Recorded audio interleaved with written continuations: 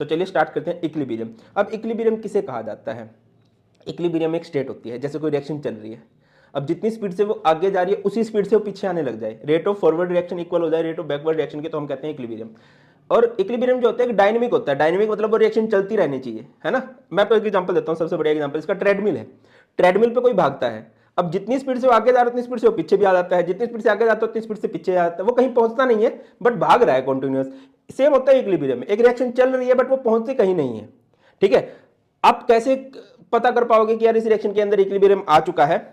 The state of a reversible reaction in which the measurable properties like temperature, pressure, concentration of the system remains constant। उस reaction का temperature, concentration, pressure, colour, इस तरह की जो measurable property है जिनको आप देख सकते हो, मेजर कर सकते हो, वो फिक्स हो जाएंगी। तो आप बोलोगे कि यहां पर क्या आ चुका है? इक्विलिब्रियम आ चुका है। अच्छा, अगर आप ग्राफ की हेल्प से बनाना चाहो तो किस तरह से बना सकते हो? कंसंट्रेशन वर्सेज टाइम में अगर रिलेशन निकालो, बेटा कंसंट्रेशन जो है वो कांस्टेंट हो जाएगी, है ना, इक्वल नहीं, कांस्टेंट। कहीं पर भी ऐसा, जैसे ये देखो, ये कंसंट्रेशन ऑफ क्या है?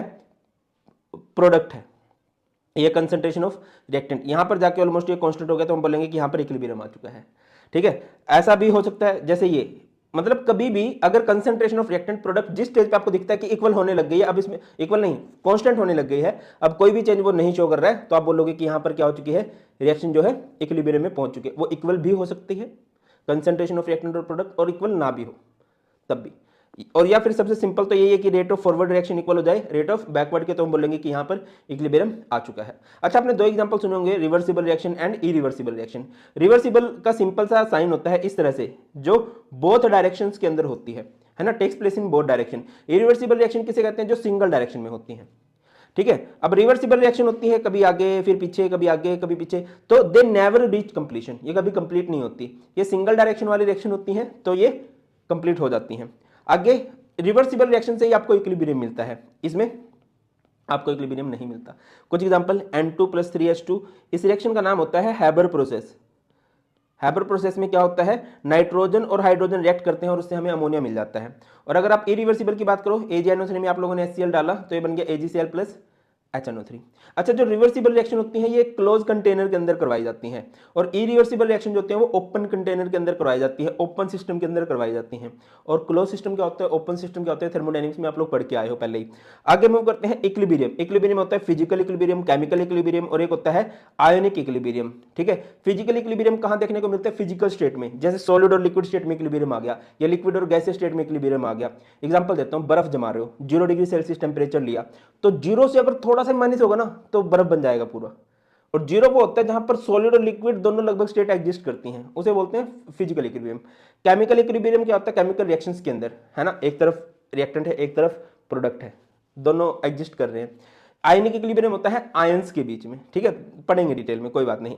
तो सबसे पहले फिजिकल इक्विलिब्रियम की बात करते हैं। The equilibrium that forms between several phases और physical state without affecting chemical composition called physical equilibrium. जो फिजिकल स्टेट्स के बीच में एग्जिस्ट करता है, फिजिकल फेसेस के बीच में एग्जिस्ट करता है, केमिकल कंपोजिशन पे कोई फर्क नहीं पड़ता, उसे हम लोग क्या बोलते हैं? फिजिकल इक्विलिब्रियम बोलते हैं। जैसे आइस और वाटर के बीच में इक्विलिब्रियम आ गया, है ना भाई, आइस से वाटर बनना, वाटर से आइस बनना पॉसिबल है ऐसा, इसे बोलते हैं फिजिकल इक्विलिब्रियम। केमिकल इक्विलिब्रियम क्या होता है? जब केमिकल्स के बीच में, केमिकल रिएक्शन में इक्विलिब्रियम, एक इक्विलिब्रियम आपको देखने को मिले। अच्छा, केमिकल इक्विलिब्रियम हमारे पास दो तरह का होता है, first is homogeneous and second is heterogeneous. Homogeneous आप लोग किसे कहोगे? In which all reactants and product are in same phase. Heterogeneous किसे कहेंगे? In which all reactants and products are not in same phase. Example देके समझाता हूं, जैसे N2 गैसेस फेज में है, हाइड्रोजन गैसेस फेज में, और उसका प्रोडक्ट अमोनिया जो है वो भी गैसेस फेज में हो, तो यहां पर आपको देखने को मिलेगा होमोजीनियस इक्विलिब्रियम। अगर आप यहां पर देखो CaCO3 है, कैल्शियम कार्बोनेट है, ये ब्रेक डाउन हो गया CaO एंड CO2, तो यहां पर जो इक्विलिब्रियम आपको देखने को मिल रहा है वो यहां पर सॉलिड स्टेट है, यहां पर गैसीय स्टेट है, अलग अलग फिजिकल स्टेट देखने को मिल गई, तो बोलेंगे हम हेटेरोजीनियस इक्विलिब्रियम।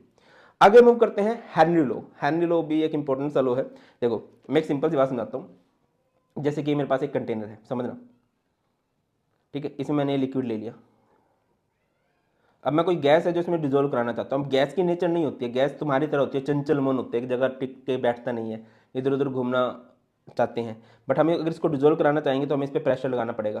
प्रैक्टिकल एग्जांपल देता हूँ, जैसे आप लोग बुक से चिपकना नहीं चाहते, बट पिताजी नाम का जो प्रेशर है वो आपको बुक से चिपका के रखेगा, और अगर आपके साथ पिताजी ज़्यादा फिजिकल वायलेंस करें, है ना, बेल्ट से पीटें और डंडे से पीटें, चप्पल से पीटें, क्यों डरा रहे हो सर, वैसे मैं बोल रहा हूँ, अगर वो पीटे तो क्या होगा, तुम बुक्स के साथ चिपके रहोगे।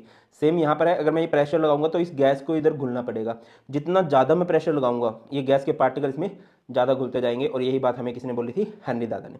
हेनरी दादा ने क्या बोला, mass of a gas dissolve in a liquid is proportional to pressure applied, या pressure of the gas above the solvent, कि कितना प्रेशर लगाया गया है। M is directly proportional to P, इसको हटाएंगे तो M is equal to K H, where K H is Henry's constant.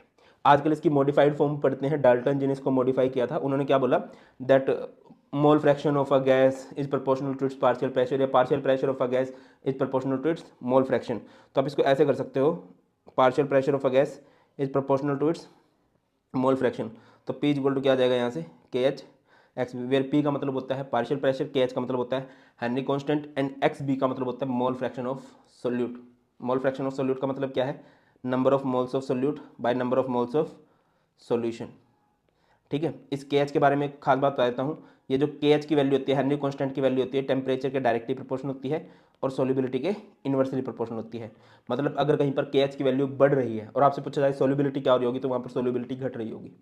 आगे मूव करते हैं, लॉ ऑफ मास एक्शन, ये इंपॉर्टेंट लॉ है, इसको दिया था। देखिए, इस दुनिया में सबसे शांत देश जो बोला जाता है ना, वो बोला जाता है नॉर्वे को। नॉर्वे को नंबर 1 पे रखा जाता है शांति में, और उसके 2 साइंटिस्ट थे, एक का नाम है गुल्डबर्ग और एक का नाम है वागे। उन्होंने ये लो दिया था, क्या बोला, rate of reaction is directly proportional to the product of molar concentration of reactant each raise to the power the given stoichiometric coefficient. अगर कोई भी रिएक्शन है, अगर आप उसकी रेट ऑफ रिएक्शन निकालना चाहते हो, स्पीड ऑफ रिएक्शन निकालना चाहते हो, तो वो डिपेंड करेगी उनकी कंसंट्रेशन पे, raise to the power their coefficient. Example देकर समझाता हूँ मैं। ओके, बहुत ही शानदार काम हो रहा है हमारे साथ, just a minute, just a minute. हाँ, जैसे कि हमारे पास एक रिएक्शन है, A plus B gives product. अगर आप इसके लिए लॉ ऑफ मास एक्शन लिखना चाहते हो तो इसकी रेट क्या लिखी जाएगी, rate is directly proportional to but molar concentration of reactant A B, product of molar concentration of reactant raise to the power their coefficient, इसका पावर स्मॉल है, इसकी पावर स्मॉल बी। मतलब कोई भी रिएक्शन जो है उसकी जो रेट होगी डिपेंड करेगी उसके रिएक्टेंट पे, rate to the power their coefficient. जैसे कि ये रिएक्शन है, A plus B give C plus D. मैं इस रिएक्शन, ये रिएक्शन इक्विलिब्रियम में यहाँ से हमें पता चल ही रहा है। अगर आप रेट ऑफ फॉरवर्ड रिएक्शन निकालना चाहते हो तो वो किस पे डिपेंड करेगी, रिएक्टेंट पे। रिएक्टेंट क्या है, A and B, rate to the power their coefficient, A की पावर स्मॉल है, बी की पावर स्मॉल बी। अगर आप इस रिएक्शन को बैकवर्ड में लो तो बैकवर्ड अगर लो, ये तो फॉरवर्ड रिएक्शन के रिएक्टेंट है, अगर ये रिएक्शन बैकवर्ड से लिए जाए तो ये रिएक्टेंट बनेंगे। तो यहाँ पर रेट ऑफ बैकवर्ड रिएक्शन क्या हो जाएगा, C D, molar concentration of C molar concentration of D की पावर देयर कोफिशिएंट, सी की पावर स्मॉल सी, डी की पावर स्मॉल डी। इसको हटाएंगे प्रोपोर्शनलिटी कांस्टेंट को, तो यहाँ से हमारे पास आर एफ क्या बन जाएगा, r f is equal to k f, A की पावर स्मॉल ए बी की पावर स्मॉल बी, और ये r b rate of backward reaction क्या हो जाएगा, के बी सी की पावर स्मॉल सी डी की पावर स्मॉल डी। अब आपको बोला गया है कि रिएक्शन जो है इक्विलिब्रियम में है, एट इक्विलिब्रियम। इक्विलिब्रियम में क्या होता है, rate of forward reaction equal होता है रेट ऑफ बैकवर्ड रिएक्शन के। तो लिख लो, फॉरवर्ड और बैकवर्ड को जब इक्वल पुट करोगे तो दिस इक्वल्स टू दिस, है ना, के एफ ए की पावर स्मॉल ए बी की पावर स्मॉल बी, और बैकवर्ड के लिए जाए तो के बी सी की पावर स्मॉल सी डी की पावर स्मॉल डी। अब आप क्या कर दो, के एफ बाई के बी कर दो, कर दिया तो क्या हो जाएगा बेटा, के एफ बाई के बी, के f by k B, constant एक तरफ आगे और इसको इस तरफ ले जाओ, सी की पावर स्मॉल सी डी की पावर स्मॉल डी, ए की पावर स्मॉल ए बी की पावर स्मॉल बी। इसको सिंपल बता रहा हूँ, सिंपल आप लोग क्या लिख सकते हो फ्यूचर के लिए, प्रोडक्ट जो भी है रेज टू द पावर उसका कोफिशिएंट डिवाइडेड बाय रिएक्टेंट और उसका कोफिशिएंट। तो यहाँ से आपका क्या आ जाएगा, k f by k b is a constant which is known as k c, equilibrium constant बोलते हैं। और इक्विलिब्रियम कॉन्स्टेंट क्या आ गया, सी की पावर स्मॉल सी डी की पावर स्मॉल डी, ए की पावर स्मॉल ए बी की पावर स्मॉल बी। ठीक है, ये हमारे पास इक्विलिब्रियम कांस्टेंट हो गया। अगर आप इसको डिफाइन करना चाहते हो तो कैसे कर सकते हो भाई। आगे बढ़ते हैं और बात करते हैं लॉ ऑफ केमिकल इक्विलिब्रियम की। लॉ ऑफ केमिकल इक्विलिब्रियम ने वही बातें की जो हम थोड़ी देर पहले पढ़ के आए हैं। क्या बोला, at a given temperature the product of equilibrium molar concentration of product divided by product of molar concentration of reactant each raise to the power equal to their stoichiometric coefficient is equal to equilibrium constant. जैसे कि एक reaction है, A plus B give C plus D. तो यहाँ पर अगर आप equilibrium constant लिखना चाहोगे Kc, तो क्या लिखा जाएगा, ऊपर लिखा जाएगा प्रोडक्ट, ये रहा प्रोडक्ट, नीचे लिखा जाएगा रिएक्टेंट, ये रहा reactant, raise to the power their coefficient. अब A की पावर क्या बनेगी, जो A का कोफिशिएंट है, B की पावर क्या बनेगी, जो B का कोफिशिएंट है, C की पावर क्या बनेगी, जो C का कोफिशिएंट है। गेटिंग माय पॉइंट, मतलब प्रोडक्ट बाय रिएक्टेंट आप लोगों को करना है। अगर ये तो चलो, ये जो ब्रैकेट होते हैं ना, इस ब्रैकेट को आप लोग बोलते हो active mass bracket, molar concentration bracket. और मोलर कंसंट्रेशन को किसमें एक्सप्रेस किया जाता है, मोल पर लीटर में। अगर आप कंसंट्रेशन को एक्सप्रेस कर रहे हो प्रेशर के अंदर, तो ये क्या आ जाएगा, यहां पर जो आपने देखिए फॉर्मूला अगेन वही रहेगा, product by reactant raise to the power their coefficient. अब प्रोडक्ट क्या है, C ये है, तो यहां पर क्या आ जाएगा, प्रेशर ऑफ C की power C, pressure of D की power D by pressure of A की power A, pressure of B की पावर B। ये है Kp। Kp का मतलब होता है जब आप इक्विलिब्रियम कांस्टेंट को एक्सप्रेस करते हो in terms of pressure. Kc का मतलब क्या होता है, जब आप इक्विलिब्रियम कांस्टेंट को एक्सप्रेस करते हो इन टर्म्स ऑफ कंसंट्रेशन। इसी तरह से Kx भी होता है जब आप इक्विलिब्रियम कांस्टेंट को एक्सप्रेस करते हो in terms of mole fraction, बाकी वो जरूरी नहीं है। आगे मूव करते हैं, चलो एक दो क्वेश्चन कर लेते हैं सो दैट कि आपको थोड़ी सी वाइब आए। The following concentration were obtained from the formation of ammonia from nitrogen and hydrogen at equilibrium at 500 kelvin. N2 की कंसंट्रेशन दे रखी है, H2 की कंसंट्रेशन दे रखी है, अमोनिया की कंसंट्रेशन दे रखी है, ठीक है ना, ये दे रखी है। Calculate the equilibrium constant. अब इक्विलिब्रियम कांस्टेंट का फॉर्मूला क्या होता है, Kc, है ना, और कंसंट्रेशन दे रखी है तो कंसंट्रेशन लिखोगे। कैसे लिखा जाएगा, प्रोडक्ट बाय रिएक्टेंट, प्रोडक्ट क्या है, अमोनिया, ये देखिए NH3 है, रेज टू द पावर इसका कोफिशिएंट 2 बाय में रिएक्टेंट N2 की पावर 1 और H2 की पावर क्या हो जाएगा 3। अब समझने वाली बात यह है बेटा कि अमोनिया की कंसंट्रेशन कितनी दे रखी है, ये दे रखी है 1.2 × 10 की पावर -2, है ना, और उस पूरे की पावर 2 हो जाएगी। N2 की कंसंट्रेशन 1.5 है, H2 की पावर 3 × 10 की पावर -2 और उस पूरे की पावर 3। और जब आप इसको सिंप्लीफाई करोगे तो यहाँ से आपका इक्विलिब्रियम कांस्टेंट आ जाएगा, ठीक है। आगे मूव करते हैं, relation between Kp and Kc। Kp और Kc में सिंपल सा रिलेशन है। Kp क्या होता है, Kc RT की पावर डेल्टा Ng। यहाँ पर R का मतलब होता है गैस कांस्टेंट, जिसकी वैल्यू होती है 8.314 जूल पर केल्विन पर मोल, कई सारी इसकी वैल्यूज होती हैं। डेल्टा Ng का मतलब होता है change in number of gaseous moles, वो अभी आपको आगे कैलकुलेट करना सिखाऊंगा मैं, या फिर आपको मैं एक एग्जांपल दे देता हूँ, जैसे कि N2 + 3H2 गिव्स 2NH3 है, ठीक है, ये भी गैसेस मान लेते हैं, ये भी गैसेस मान लेते हैं, ये भी गैसेस मान लेते हैं, और आपको डेल्टा Ng निकालना है, change in number of gases moles. कैसे निकलेगा, प्रोडक्ट माइनस रिएक्टेंट, प्रोडक्ट के मोल्स कितने हैं 2 माइनस रिएक्टेंट इसका 1 और इसका 3, तो यहाँ से डेल्टा Ng आएगा -4। अच्छा डेल्टा Ng की वैल्यू अगर कभी 0 से बड़ी है तो Kp की वैल्यू बड़ी होगी। डेल्टा Ng की वैल्यू अगर 0 से छोटी है तो Kc की वैल्यू बड़ी हो जाएगी, Kp की वैल्यू क्या हो जाएगी भैया, Kp की वैल्यू छोटी हो जाएगी। अगर डेल्टा Ng की वैल्यू 0 हो जाए तो ये सारा पोर्शन 1 हो जाएगा, Kp = Kc हो जाएगा। और अगर कभी टेम्परेचर जो है वो हो जाए 1/R, यानी कि 12 केल्विन अगर हो जाता है तब भी क्या हो जाएगा, डेल्टा Kp = Kc हो जाने वाला है। क्लियर है, याद रखिए Kp की वैल्यू Kc से बड़ी कब हो सकती है, जब गैसेस मोल्स ज़्यादा हो 0 से, और अगर 0 से छोटे हो जाएं तो यहाँ पर Kc जीत जाएगा, Kc की वैल्यू बड़ी हो जाएगी। और अगर डेल्टा Ng की वैल्यू 0, सर ऐसा हो सकता है डेल्टा Ng की वैल्यू, बहुत सारे केस है, H2 + I2 गिव्स 2HI। अगर आप इस केस में जाओ, ये भी गैसेस है, ये भी गैसेस है, ये भी गैसेस है, तो डेल्टा Ng क्या आएगा, प्रोडक्ट माइनस रिएक्टेंट, तो 2 - 2 दैट इज 0। आगे मूव करते हैं, चलो अब यहाँ से आपको Kp एक क्वेश्चन कर लेते हैं, मोस्टली क्वेश्चन ये NCERT के ही है। 2NOCl gives 2NO + Cl2, the value of the equilibrium constant Kc is 3.75 × 10 की power -6 at 1069 kelvin. Calculate Kp for the reaction at this temperature. अब डेल्टा Ng क्या होगा, number of moles of product minus number of moles of reactant, 2 और 1 3 -2, तो यहाँ से delta Ng क्या आ गया, 1 आ गया।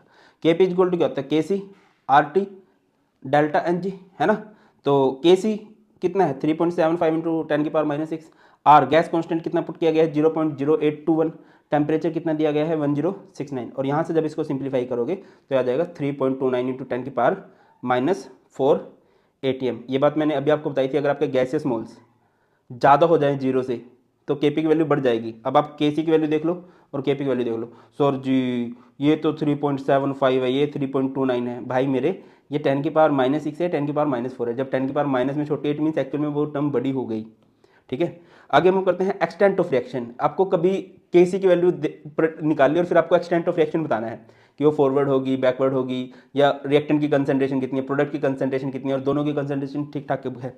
अगर आपकी कभी Kc की वैल्यू 10⁻³ से ज़्यादा हो जाए तो यहाँ पर प्रोडक्ट जो है प्रीडोमिनेट करता है ओवर रिएक्टेंट। अगर Kc की वैल्यू लेस देन 10 हो जाए देन क्या हो जाएगा, रिएक्टेंट जो है प्रीडोमिनेट करता है ओवर प्रोडक्ट। और अगर कभी Kc की वैल्यू 10⁻³ से 10⁻³ हो जाए तो यहाँ पर appreciable concentration of both reactant and product, दोनों की ही कंसंट्रेशन एप्रिशिएबल मानी जाती है। इससे रिलेटेड एक क्वेश्चन करते हैं, predict which of the following will have appreciable concentration of reactant and product. जैसे पहले में Kc की वैल्यू देखिए 5 × 10⁻39, ये 10 से बहुत छोटी है। यहाँ पर आ गया Cl2 + 2NO2NOCl, Kc की वैल्यू आपको दे रखी है 3.8 10⁸. अगर 10⁻³ से ज़्यादा Kc की वैल्यू है तो यहाँ पर कौन डोमिनेट करता है, प्रोडक्ट डोमिनेट करता है। ठीक है, अगर आगे बढ़ो, यहाँ पर Kc की वैल्यू कितनी है, नेक्स्ट केस में Kc की वैल्यू 1.8। अगर आपकी Kc की वैल्यू 10⁻³ से 10⁻+3 के बीच में आ जाए तो आप लोग क्या बोलोगे कि यहाँ पर दोनों की ही एप्रिशिएबल कंसंट्रेशन है, appreciable concentration of both reactant and product. लिखा गया है ब्रो, दिखाता हूँ, रिएक्टेंट एंड प्रोडक्ट ये लिखा गया है। क्लियर है, आगे मूव करते हैं, ये देख लो, आगे मूव करते हैं। रिएक्शन कोएफिशिएंट, देखिए जो इक्विलिब्रियम कांस्टेंट है Kc Kp वो उन रिएक्शन के लिए होता है जो रिएक्शन इक्विलिब्रियम में होती हैं। अब अगर कभी नॉर्मल रिएक्शन है और उसके लिए आपको रिएक्शन कोएफिशिएंट निकालना है, रिएक्शन कोएफिशिएंट को हम लोग Qc से रिप्रेजेंट करते हैं, ये सिंपल है। उसी तरह से प्रोडक्ट बाय रिएक्टेंट, प्रोडक्ट की कंसंट्रेशन बाय में रिएक्टेंट की कंसंट्रेशन, C की पावर C, D की पावर D, बाय में A की पावर A, B की पावर B। अब Qc जो कि रिएक्शन कोएफिशिएंट है और Kc जो कि इक्विलिब्रियम कांस्टेंट है। अब इनकी वैल्यू को आप रिलेट करके बता सकते हो कि प्रोडक्ट की कंसंट्रेशन ज़्यादा, रिएक्टेंट की कंसंट्रेशन ज़्यादा क्या है। देखिए, अगर कभी Qc छोटा हो जाए Kc से तो रिएक्शन, Kc बड़ा हो जाए तो रिएक्शन कहाँ जाएगी, फॉरवर्ड डायरेक्शन में। अगर Qc की वैल्यू ज़्यादा हो जाए तो रिएक्शन जाएगी बैकवर्ड डायरेक्शन में। और अगर Qc = Kc हो जाए तो रिएक्शन कहीं नहीं जाएगी, वो सिर्फ एक जगह रुक जाएगी, मतलब वो रिएक्शन इक्विलिब्रियम में जा चुकी है। अगर Kc की वैल्यू बढ़ गई, ज़्यादा हो गई है तो रिएक्शन फॉरवर्ड में, Kc की वैल्यू कम हो गई है, Qc की वैल्यू ज़्यादा हो गई है तो बैकवर्ड में। क्लियर है, आगे मूव करते हैं। Relation between Kc and delta G, ये आप लोग लास्ट चैप्टर में पढ़ के आए हो, दैट इज थर्मोडायनेमिक्स में। डेल्टा G क्या होता है, -RT ln K। ln को अगर आप हटाओगे तो ये क्या हो जाएगा, delta G -2.303 RT log K। ln का मतलब होता है नेचुरल लॉग, और जब उस नेचुरल लॉग को सिंपल करते हो तो 2.303 आने लग जाता है। या फिर एक और वैल्यू हो सकती है Kc की, e - delta G0 bye RT। अगर ये बात आपको पता होगी, अगर डेल्टा G0 की वैल्यू लेस देन 0 है, मतलब नेगेटिव है, तो वहाँ पर फॉरवर्ड रिएक्शन होगी, रिएक्शन स्पॉन्टेनियस होगी। डेल्टा G की वैल्यू मोर देन 0 हो जाए देन रिएक्शन कहाँ जाएगी, बैकवर्ड। और अगर डेल्टा G0 की वैल्यू 0 हो जाए तो यहाँ पर रिएक्शन कहाँ पर चली जाएगी, आपकी इक्विलिब्रियम में। गेटिंग माय पॉइंट और नोट। फॉरवर्ड डायरेक्शन कब होगी, जब डेल्टा G की वैल्यू नेगेटिव होगी, और बैकवर्ड कब होगी, जब डेल्टा G की वैल्यू पॉजिटिव होगी, और इक्विलिब्रियम कब होगी, जब डेल्टा G की वैल्यू डेल्टा G0 याद रखिए, डेल्टा G0 का मतलब होता है स्टैंडर्ड गिव्स फ्री एनर्जी। उस टाइम आपकी रिएक्शन किस में चली जाएगी भैया, इक्विलिब्रियम में। एक चीज़ मैं आपको क्लियर कर दूं कि ये जो है कहाँ गया, ये यहाँ पर 10 की पावर -3 होना चाहिए। Kc की वैल्यू अगर 10 की पावर 3 से ज़्यादा है तो वो प्रोडक्ट डोमिनेट करता है, Kc की वैल्यू 10 की पावर -3 से कम है तो रिएक्टेंट डोमिनेट करता है, और 10 की पावर -3 से 10 की पावर +3 के बीच में अगर कहीं है तो दोनों की ही कंसंट्रेशन को एप्रिसिएबल माना जाता है, रिएक्टेंट की और प्रोडक्ट की। अच्छा, अब एक क्वेश्चन पे आ जाओ यार। देखिए एक क्वेश्चन है, द वैल्यू ऑफ Kc दे रखी है आपको, एक रिएक्शन के लिए 2A गिव्स B + C = 2 × 10 की पावर -3। ठीक है, यहाँ पर A, B और C की कंसंट्रेशन भी दे रखी है। In which direction the reaction will proceed, तो Kc ये है। Qc अगर आपको निकालना आ जाए तो Qc कैसे निकाल लोगे इस रिएक्शन के लिए, Kc तो दे रखा है, और अगर कभी भी रिएक्शन की डायरेक्शन निकालनी है तो ऐसे निकाली जा सकती है, और भी कई सारे तरीके हैं, बाकी इससे भी निकाल सकते हो। प्रोडक्ट बाय में रिएक्टेंट और उनकी पावर क्या बनेगी, जो उनका कोफिशिएंट है।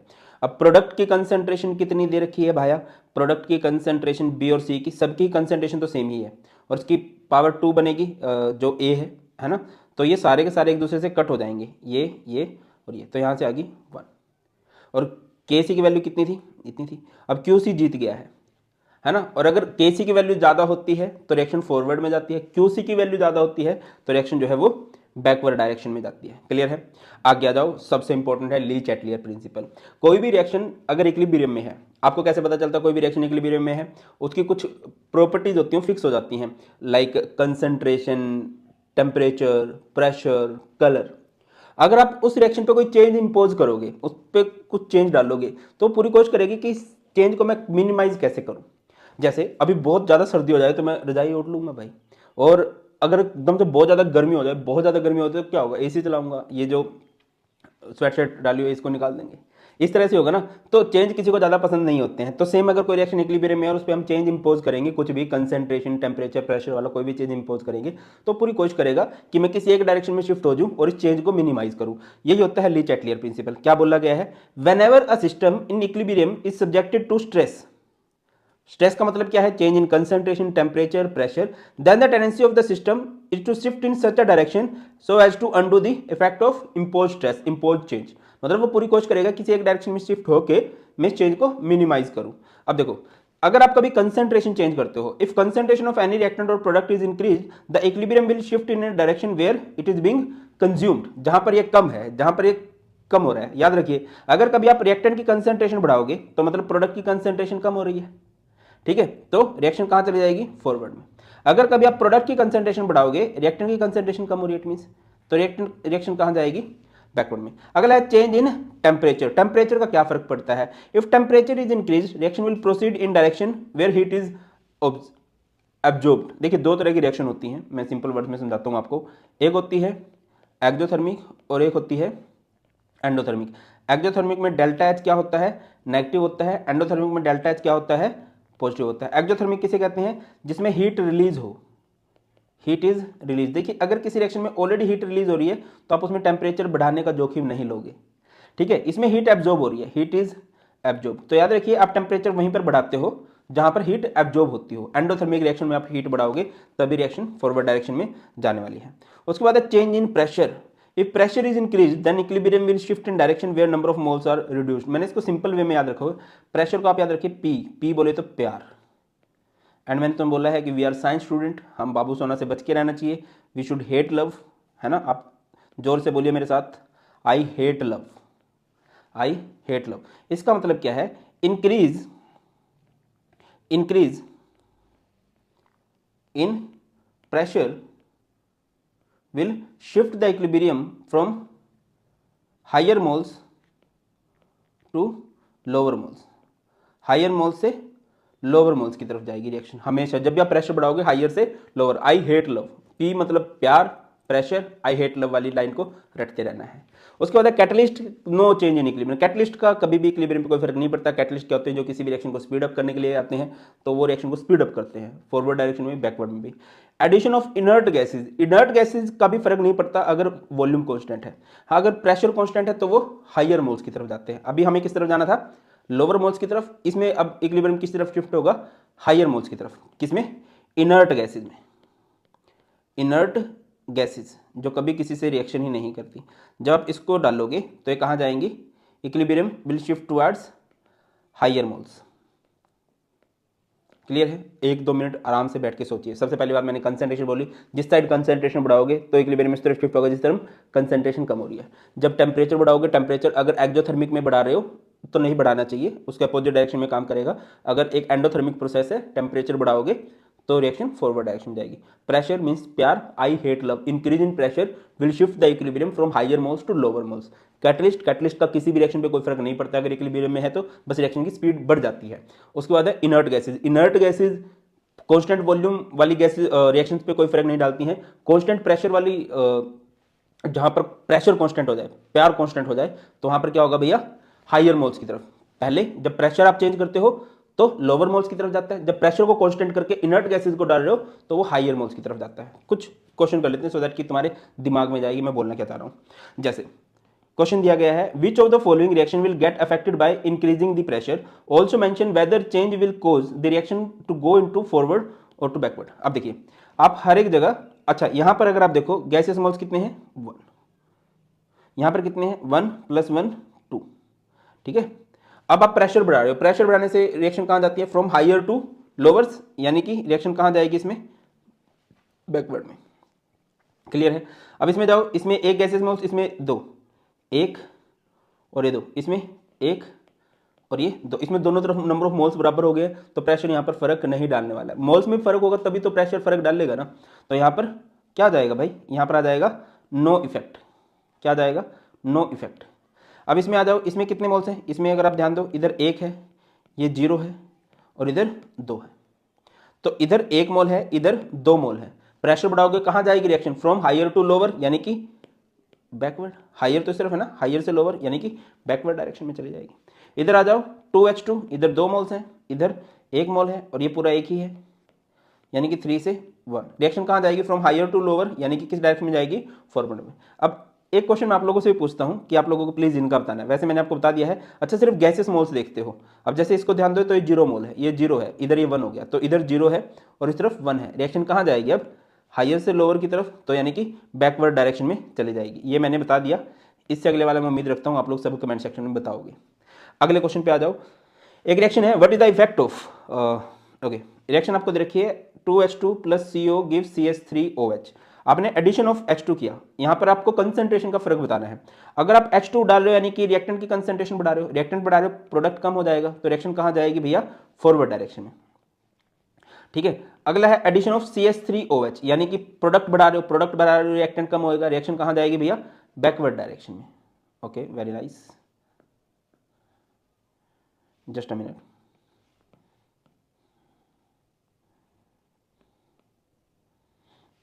ठीक है, आगे मूव करते हैं।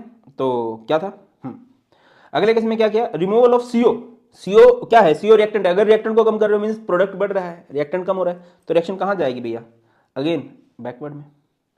उसके बाद removal of CH3OH। CH3OH product है, प्रोडक्ट को कम कर रहे हो, रिएक्टेंट को ज्यादा कर रहे हो, तो रिएक्टेंट से प्रोडक्ट की तरफ, रिएक्टेंट से प्रोडक्ट की तरफ यानी कि रिएक्शन कहाँ जाएगी, फॉरवर्ड में।